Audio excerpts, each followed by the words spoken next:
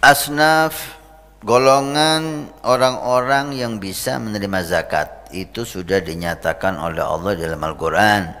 Allah sendiri yang menentukan. Innamas shadaqatu lil fuqara'i wal masakin ila akhir ayat. Ya, ada 8 golongan yang berhak menerima zakat. 8 golongan ini tidak ada masjid, karena yang berhak menerima zakat itu orang, ya, orang, bukan organisasi, bukan lembaga, bukan masjid, orang muslim.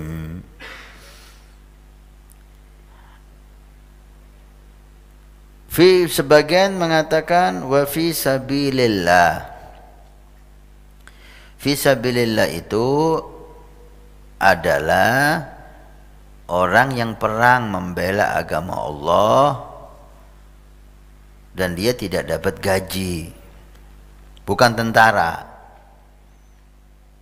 Orang yang jihad membela agama Allah dan dia tidak mendapatkan gaji dari siapapun, maka orang ini berhak menerima zakat walaupun dia kaya, nggak apa-apa. Bukan fisabilillah itu semua fisabilillah, seperti santri, seperti kiai, ustadz, seperti masjid, pondok, pengajian, TV Al-Wafa. Ini fisabilillah memang, tapi maknanya, pahalanya bukan bab zakat. Itulah. Ini fisabilillah. Sabda Nabi SAW, man kharaja li talibil ilmi fahuwa fi sabilillah hatta yarji'a. Siapa yang pergi menuntut ilmu, maka dia di dalam jalan Allah, fisabilillah, sampai dia pulang. Fisabilillah dari segi apa? Pahalanya seperti orang fisabilillah. Bukan santri itu berhak menerima zakat, enggak. Kalau santrinya kaya enggak boleh. Bukan ustadz, kiai, dai itu berhak menerima zakat, tidak. Kalau kaya. Tapi kalau santri plus miskin, kiai plus miskin, ya berhak dia menerima zakat. Karena bukan kiainya, bukan santrinya, bukan ustadznya, tapi karena miskinnya, dan dia harus diutamakan dari yang lain. Ini bisa dipahami ini ya. Itu dalam Al-Mizan dikatakan tidak sah zakat diberikan untuk pembangunan masjid atau kafan mayit. Tapi sayangnya di beberapa tobek cetakan itu ada huruf yang hilang. Mestinya itu la yajuzu daf'u syai'i minaz zakah li bina'il masjid atau takfinil masjid. Seperti ini nasnya kalau enggak keliru ya. La yajuzu, tidak boleh memberikan sedikit pun dari zakat untuk pembangunan masjid atau membeli kafan untuk mayit. Tapi lahnya itu hilang. Ittafaqal ulama, ada ittafaqal ulama la yajuzu. Lahnya hilang. Jadi bunyinya ulama bersepakat boleh zakat dikeluarkan untuk pembangunan masjid dan kafan mayit. Ini bahaya kalau nggak pakai guru. Maknanya udah berbeda sekali. Dari tidak boleh, ulama sepakat nggak boleh, berubah menjadi ulama sepakat boleh. Karena lahnya hilang. Ini yang mu'tamad ya. Tapi memang ada pendapat walaupun lemah untuk kiai, masjid, pondok ini dimasukkan fisabilillah. Caranya bagaimana? Ini masjid butuh bantuan Habib. Nah, dakwah butuh bantuan Habib. Pondok butuh bantuan Habib. Jangan uang zakat itu diberikan ke masjidnya, jangan. Ada caranya. Kalau Anda ingin masjid ini dapat, ada caranya. Kalau Anda ingin pondok Anda dapat zakat, ada caranya. Atau TV Al-Wafa ini butuh dana besar mau dapat zakat, ada caranya. Cara yang sah dan benar dan aman gitu loh. Jangan ngambil pendapat-pendapat yang lemah. Gimana caranya? Salah satu takmir hutang untuk pembangunan masjid. Utang semen, utang pasir, utang besi, sehingga takmir ini punya hutang untuk pembangunan masjid.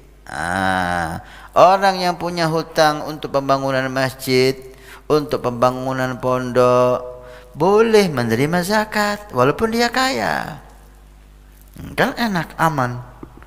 Daripada uang langsung dikasihkan masjid, bro, mau tamat gak sah zakatnya. Walau pendapat lemah, sah. Selama ada cara yang aman, kenapa anda ambil? Supaya zakat anda sah menurut semua ulama.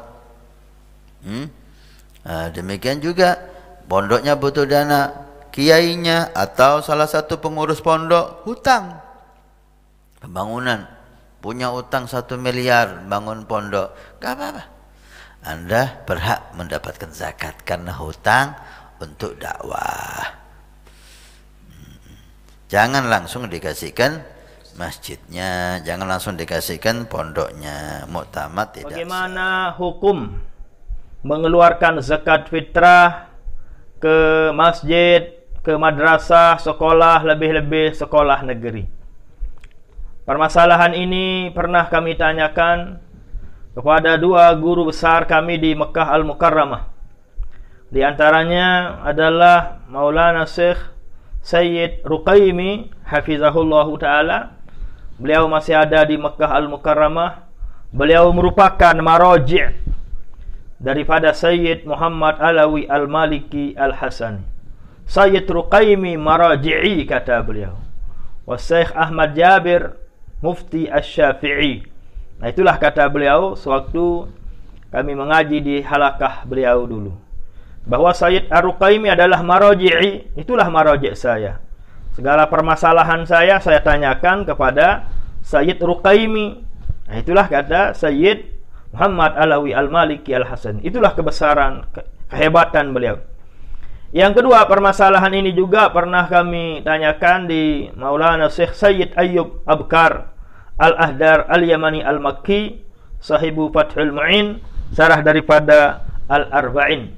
Dia sudah masyhur, beliau sudah sering datang ke Lombok, 8 tahunan, 9 kalian, bahkan 10 kali beliau hadir memberikan pengajian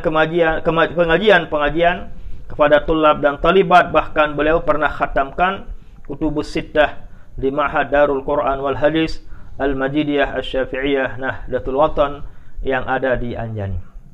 Jadi singkat cerita, hukum mengeluarkan zakat fitrah ke masjid atau madrasah atau bila ke sekolah, lebih-lebih sekolah negeri, beliau tidak memperbolehkannya. Beliau tidak mengesahkannya. Kenapa tidak boleh? Kenapa tidak sah? Karena tidak disebutkan dalam Al-Quran memang. Karena yang disebutkan dalam Al-Quran hanya 8 asnaf. Innamas sadaqatu lil fuqara'i wal masakin wal 'amilina 'alaiha. Ya, bahwasanya sedekah, zakat itu hanya boleh diterima oleh para fakir, para miskin, para amil, wal mu'allafati qulubuhum, orang yang baru mu'allaf, baru masuk Islam, wa firriqab, orang yang ada harapannya untuk dia merdekakan diri, tebus diri kepada majikannya, wal gharimin, orang yang berhutang untuk berjuang di jalan Allah Subhanahu wa taala. Bangun bangun madrasah, bangun masjid, dia berhutang, boleh dia mengambil zakat fitrah. Demikian juga barulah wa fi sabilillah, orang yang berperang, berjuang di jalan Allah untuk memelihara, menjaga agama Allah dari serangan musuh-musuh dari orang-orang yang ingin merusak agama kita. Barulah yang terakhir adalah wabnis sabil, orang yang berada di tengah perjalanan lalu habis bekalnya, hilang uangnya, satu dan lain hal, maka mereka boleh, berhak menerima yang namanya zakat. Itulah yang namanya Ibnu Sabil. Itulah kata beliau. Ternyata juga pendapat beliau Sayyid Ahmad Ruqaimi dan Sayyid Ayyub Abkar Al-Ahdar, ulama ternama di Madrasah As-Salatiyah, memang pendapat beliau juga senada dengan apa yang pernah kami jumpai di kitab Mizanul Kubra. Mizanul Kubra karangan daripada Imam Abdul Wahab Asy-Sya'rani, ulama ternama, ulama sufi yang terkenal. Tidak ada orang yang tidak kenal yang namanya Imam Abdul Wahab Asy-Sya'rani yang bermazhab Asy-Syafi'i, tarekatnya adalah Syazili. Beliau dalam kitabnya ini yaitu Mizanul Kubra, di sini beliau menjelaskan bahwa ittafaqal a'immatul arba'atu, ittifaq, kompak imam yang 4, mazhab Hanafi, Maliki, Syafi'i dan Hambali, kompak mengatakan la yajuzu ikhrajuz zakati, tidak boleh mengeluarkan zakat itu li bina'il masjidi, untuk membangun masjid, au takfinil mayyiti, atau digunakan untuk membeli kain kapan mayit. Itu jelas sekali ibaratnya yang ada di kitab Mizanul Kubra yang dikarang oleh Imam Abdul Wahab Asy-Sya'rani rahimahullahu ta'ala. Dari itulah bahwa bisa kita pahami bahwa pendapat yang paling kuat dalam hal ini adalah tidak diperbolehkan dan tidak disahkan mengeluarkan zakat ke masjid maupun madrasah, khususnya zakat fitrah. Lain halnya dengan zakat mal, zakat uang, zakat emas, zakat perak, itu ada jalan alias diperbolehkan. Ini kita berbicara tentang zakat fitrah, tidak diperbolehkan. Lalu siapa yang memperbolehkan mengeluarkan zakat fitrah ke masjid maupun ke madrasah? Yang memperbolehkan adalah Imam Al-Qaffal namanya.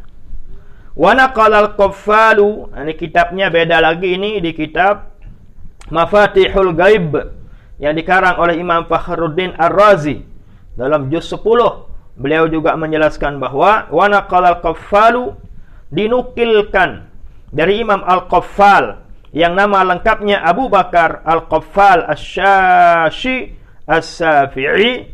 Beliau menjelaskan di tafsir beliau an ba'dul fuqaha, ada sebagian daripada fuqaha, ahli fikih, ahli syariat, ahli agama yang paham Al-Quran, paham Al-Hadis, itu yang menjelaskan annahum ajazu, mereka memperbolehkan sarfa sadaqati, mengeluarkan sedekah maupun zakat fitrah itu ila jami'i wujuhil khairi, kepada segala hal yang ada unsur kebaikan di sana. Contohnya min takfinil mauta, untuk membelikan kain kapan orang yang meninggal dunia, membiayai orang yang meninggal dunia.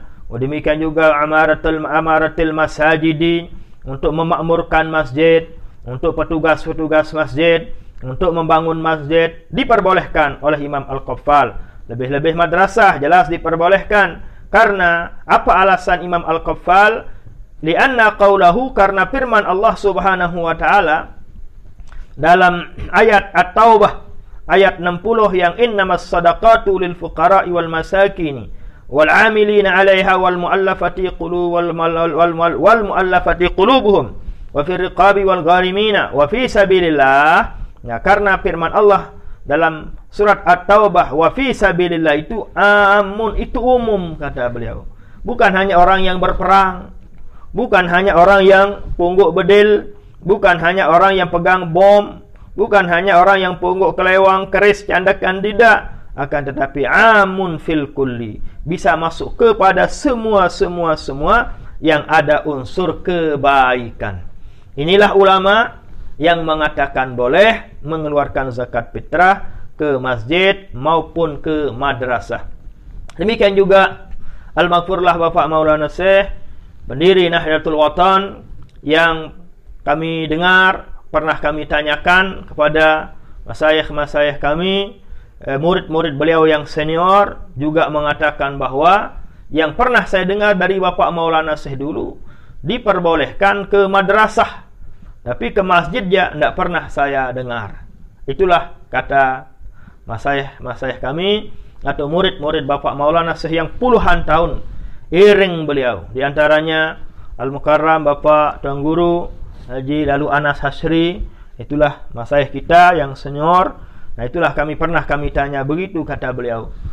Kalau ke madrasah pernah saya dengar Bapak Maulana Syekh, tapi ke masjid tidak pernah saya dengar Bapak Maulana Syekh. Nah, jadi kesimpulannya sekarang bahwa menurut pendapat yang paling kuat, tidak diperbolehkan dan tidak disahkan mengeluarkan zakat fitrah ke masjid, madrasah maupun sekolah, lebih-lebih sekolah negeri, tidak diperbolehkan. Itu pendapat yang paling kuat. Pendapat yang dhaif, pendapat yang lemah, yang dinukilkan oleh Imam Al-Qaffal rahimahullahu ta'ala yang bermazhab Syafi'i, diperbolehkan.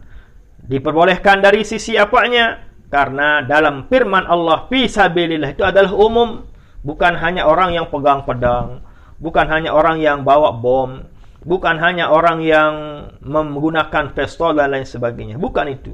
Akan tetapi semua wujuhil khair, dalam hal bentuk-bentuk kebaikan dan kebajikan diperbolehkan. Ada cara yang lain agar masjid atau madrasah misalnya diperbolehkan menerima zakat. Caranya misalnya, kalau di madrasah jelas itu banyak para fakir miskin, banyak para anak-anak yatim, diperbolehkan. Nanti pengurus madrasah atau pengurus masjid bisa berkedudukan sebagai amil, pengumpul zakat. Panitia masjid sebagai amil, orang yang menerima zakat dan mengumpulkan zakat dan akan membagikan zakat kepada fakir miskin yang ada. Dan bagian amil itu, nah itulah yang diserahkan ke masjid. Nanti boleh cara seperti itu. Kalau ke masjidnya, memang sudah saya jelaskan tadi, pendapat yang paling kuat tidak diperbolehkan, tidak disahkan mengeluarkan zakat ke masjid maupun ke madrasah. Pendapat paling kuat tidak diperbolehkan. Tapi sekarang, kalau sang amil ini, petugas yang mengumpulkan zakat fitrah ini, dia punya hak. Wal amilina 'alaiha, sebutkan dalam Al-Qur'an, amil itu boleh menerima zakat, boleh menerima sedekah, boleh menerima zakat fitrah. Nah, bagiannya dia itu mau diserahkan ke masjid silahkan, mau diserahkan ke merbot silahkan, mau diserahkan ke tukang muazin boleh, asalkan dia adalah orang yang fakir, orang yang miskin. Nah, bisa dia dapat dari itu. Nah, demikian juga di madrasah juga seperti itu, bisa ada amilnya. Nanti amil itu, bagian amil itulah yang akan diserahkan ke masjid. Itu cara yang pertama, menjadi amil. Yang kedua, bisa juga berkedudukan sebagai gharim, orang yang berhutang. Dia bangun madrasah, panitianya banyak hutangnya. Nah, boleh melalui gharim. Dia ambil zakat fitrah, kumpulkan, lalu dia ambil, boleh. Karena dia berhutang, banyak hutangnya di toko bangunan. Demikian juga di masjid, panitia masjid banyak hutangnya. Nah, panitia itulah yang kedudukannya sebagai gharim. Panitia pembangunan yang kedudukannya sebagai gharim, asalkan dia syaratnya harus punya hutang. Kalau tidak punya hutang, ya tidak bisa. Tidak bisa kita kucing-kucingan dengan Allah Subhanahu wa ta'ala. Intinya, kesimpulannya, secara hukumnya adalah mengeluarkan zakat fitrah paling baik pada fakir miskin. Sementara mau ke madrasah, mau ke masjid, itu adalah pendapat yang sangat lemah. Akan tetapi ada yang membolehkan, yaitu Imam Al-Qaffal rahimahullahu ta'ala, seperti apa yang sudah saya jelaskan tadi. Paling bagus, paling aman adalah kepada para fakir miskin, para yatim piatu, karena mereka butuh beras, butuh makanan, butuh minuman. Kalau masjid tidak butuh beras, tapi masjid membutuhkan manusia. Kalau sudah masjid megah dan mewah, itu cirinya akhir zaman. Cirinya kiamat akan segera tiba. Jadi kita tidak disunatkan punya bangunan masjid yang mewah, megah, tapi kita dianjurkan untuk memakmurkan yang namanya masjid. Sekali lagi, kesimpulannya bahwa terbaik, paling bagus mengeluarkan zakat fitrah pada khususnya adalah kepada fakir miskin, selain madrasah dan selain masjid, seperti yang kami jelaskan tadi. Atau juga misalnya mau menerima, caranya atas nama amil atau atas nama gharim. Bagian amil atau bagian gharim itulah yang diserahkan nanti kepada madrasah atau kepada masjid. Mudah-mudahan ini bisa bermanfaat. Silahkan yang punya pendapat lain nantinya bisa ditulis, bisa diungkapkan di kolom komentar nantinya, sehingga menambah wawasan, menambah ilmu kita semua, dan nanti insyaallah kami akan bagikan kepada teman-teman kita yang lain, siswa-siswi kita yang lain. Sekian, wallahul muwaffiq wal hadi ila sabilir rasyad. Assalamualaikum warahmatullahi wabarakatuh.